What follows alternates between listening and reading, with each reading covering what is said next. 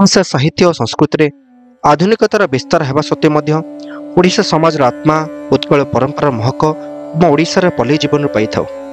अनेक कवि लेखक निज जीवन पूर्णाहुति दे ओडिया साहित्य ओडिया संस्कृति ओडिया कला ओडिया समाज को देइछन्ति विश्व दरबार एक श्रेष्ठ स्थान। आंचलिकता थिबा सत्वे उत्कल कला और परंपरा निज निज अस्तित्व बजाय रखिछन्ति। समाज को नूतन दिग्दर्शन और आंचलिकता मध्य एकता होउछि उत्कल संस्कृति और उत्कल परंपरार एक अनन्य परिचय। अनेक प्रांतरे प्रांतीय कला लोकगीत लोकनाट्य विश्व दरबार में निज निज कीर्तिराज स्थापन करिछन्ति।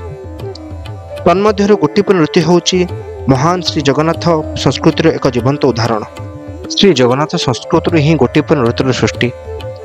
पुरी जिलार एक ऐतिहासिक गाँ रघुराजपुर सृष्टि होइतिबा एही नृत्य आज विश्वर कोण अनुकोण निज एही महान श्री जगन्नाथ संस्कृतर वार्ता प्रचार करुछि। श्री जगन्नाथ मंदिर में बहु पुरातन काल में महारी बा देवदासी नृत्यर प्रचलित व्यवस्था थिला। महारी नृत्य रे नारी माने शास्त्रीय नृत्य प्रदर्शन करुथिले।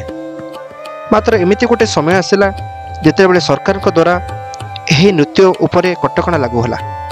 प्राय 16th सेंचुरी रे देवदासी बा महारी नृत्य उपरे ही कटकणा लगागला।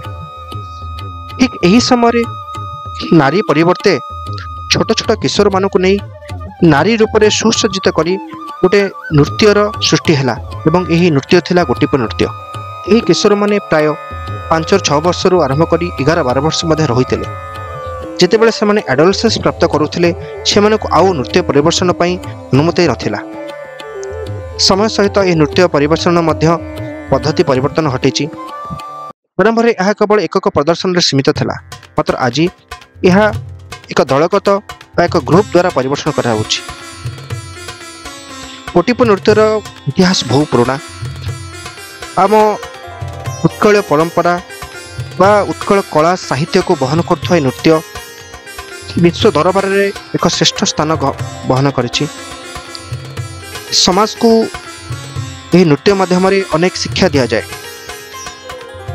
विशेषकर यह नृत्य माध्यम महाप्रभु श्री जगन्नाथ एवं श्रीकृष्ण